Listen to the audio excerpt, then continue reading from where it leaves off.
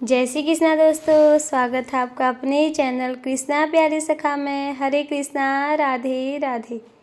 तो कैसे हैं आप सब लोग? ठाकुर जी राधा रानी की कृपा से एकदम अच्छे और स्वस्थ होंगे।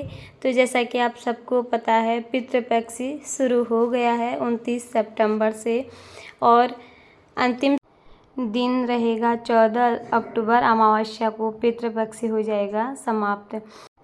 इन पितृपक्ष में हम भगवान की सेवा कैसे करें और ऐसे विशेष कुछ छोटे से नियम हैं, उन्हें हम फॉलो कैसे करें, जिसको करने से हमारे पूर्वज प्रसन्न रहते हैं और हमें अपना आशीर्वाद दे के जाते हैं। इन 15 दिनों में हमारे पूर्वज धरती पे आते हैं और अपना असीम अनुकंपा हम पे बनाए रखते हैं। तो इन दिनों हमें भगवान की सेवा और कुछ थोड़े बहुत नियम हैं जो हमें फॉलो करने हैं, उसके करने से ही हमारे पूर्वज हमसे प्रसन्न रहते हैं।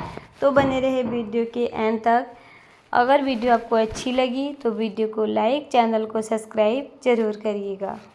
पितृपक्ष में घर के मंदिर पे पूजा वैसी ही होती है जैसे कि हम हर रोज़ करते हैं। तो पूजा तो रोज़ ही की जाती है भगवान जी और ख़ासकर लड्डू गोपाल जी की पूजा, सेवा, भोग उसी तरह की जाती है, क्योंकि वो एक बालक के रूप में हमारे घर पे रहते हैं और वो हमारे घर के एक सदस्य हैं। उनकी पूजा भी की जाती है और उन्हें भोग भी लगाया जाता है। उनकी जितनी भी सेवाएं हैं सारे हमारे द्वारा की जाती हैं। तो जो भी घर में सात्विक और शुद्ध पकवान बनाए जाते हैं वो भी हम भगवान को भोग लगाते हैं। और इस पितृपक्ष में हमें शुद्ध और सात्विक भोजन ही करना होता है और हम भगवान जी को भोग भी उसी का लगाएं। सुबह पहले भगवान जी का स्नान होता है, उसके बाद दूध का भोग लगेगा। फिर उसके बाद हम जितनी बार भी भगवान जी को दिन में भोग लगाते हैं, 3 बार 4 बार वो भोग हमें लगाना है। तो उनकी पूजा के कुछ खास नियम नहीं हैं और लड्डू गोपाल जी की सेवा उसी तरह होती है जो हर रोज़ हम किए आ रहे हैं, क्योंकि लड्डू गोपाल जी एक छोटे बालक अर्थात बाल रूप में हमारे घर में रहते हैं और हमने उनको अपने घर का एक सदस्य मान रखा है। तो हम अपने बच्चों को जैसे खिलाते हैं हर रोज़ और जैसे उनकी सेवा करते हैं, उसी तरह से लड्डू गोपाल जी की सेवा हमें करनी है और उन्हें भोग भी लगाना है और उनकी जैसी सेवा हम करते आ रहे हैं वैसे ही करेंगे। और कुछ खास नियम है पितृपक्ष में। अपने पितृगण, अपने परिजनों के साथ अगर आप रहते हैं, जिन परिवारों में लोग मिलजुल कर आनंद और प्रेम से रहते हैं, उनके पितृगण खुश होते हैं और समृद्धि का आशीर्वाद देकर जाते हैं। पितृपक्ष में तामसिक भोजन हमें बिल्कुल नहीं करना होता है, जैसे लहसुन, प्याज, इन सब का हमें परित्याग करना होता है। तो पितृपक्ष में गाय, कौवे और चींटियों, जीव जंतु को कुछ न कुछ भोजन अवश्य दें। अगर आपके घर के आसपास कहीं गाय रहती हैं तो घर पहली रोटी बना के गाय को अवश्य खिलाएं। वैसे भी घर में पहली रोटी गाय के लिए ही बनती है। इस पितृपक्ष में सुबह जल्दी उठें और सबसे पहले स्नान करें, उसके बाद घर के मुख्य देहलीज को लीपें। मुख्य देहरी पूजन अनिवार्य है, जैसा कि गाय के शुद्ध गोबर से लीपा जाता है घर की देहलीज को। अगर संभव न हो तो हल्दी से अपने घर की देहलीज को लीपें थोड़ी सी और उसमें तिल अवश्य डालें। ऐसे करने से पितरों की विशेष कृपा हम पे बनी रहती है और पूर्वज जहाँ भी हो प्रसन्न रहते हैं। तो तिल का खास उपयोग किया जाता है श्राद्धों में, बहुत विशेष महत्व है इस चीज़ का। तो सुबह देहली पूजन हमें ज़रूर करना है ये प्रक्रिया आप स्नान के बाद करें तो बहुत अच्छा रहेगा।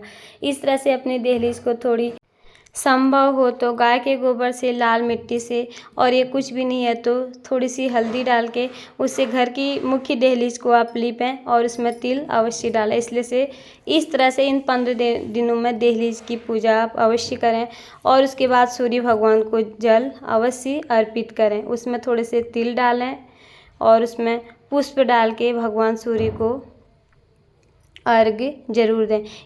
जैसा कि मैंने आपको बताया, पितृपक्ष में तिलों का बहुत विशेष महत्व है। इस तरह से भगवान सूर्य को भी जब भी आप जल अर्पण करें इन दिनों और उनमें भी तिल का प्रयोग जरूर करें। इस पितृपक्ष में तुलसी जी को भी जल आप जरूर अर्पण करें। तुलसी जी को भी सुबह स्नान करने के बाद जल चढ़ाएं, सिर्फ रविवार को छोड़ के, और शाम को एक दीपक जरूर जलाएं तुलसी जी के सामने। पितृपक्षी में तुलसी जी की पूजा जरूरी है। शास्त्रों में कहीं ऐसा उल्लेख नहीं है कि पितृपक्षी में हमें देवी देवताओं की पूजा नहीं करनी है और भगवान की भी कोई पूजा नहीं है। तो इस तरह से हर रोज़ जैसे सुबह शाम की पूजा होती है वैसे ही करेंगे हम अपने भगवान की भी पूजा और सेवा।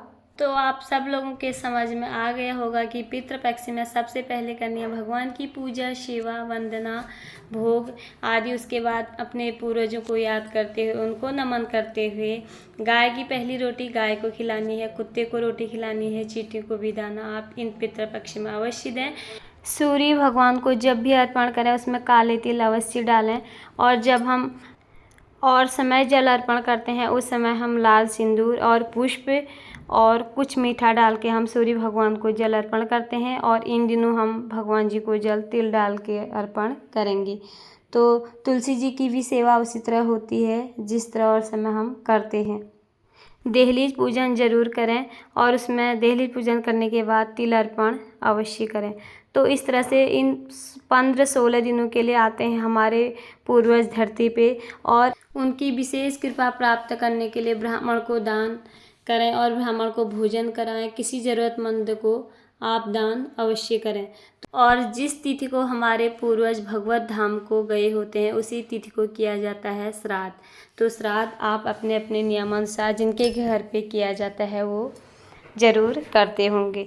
तो इसी विधि विधान से होती है पितृपक्ष में हमारे भगवान जी की भी पूजा, और अपने पूर्वजों की भी कृपा पाने के लिए कुछ छोटे से विशेष नियम होते हैं जिससे हमारे पूर्वज हमें बहुत सा आशीर्वाद देके और अपने धाम को फिर से वो पुनः पधारते हैं। तो हरे कृष्णा, राधे राधे।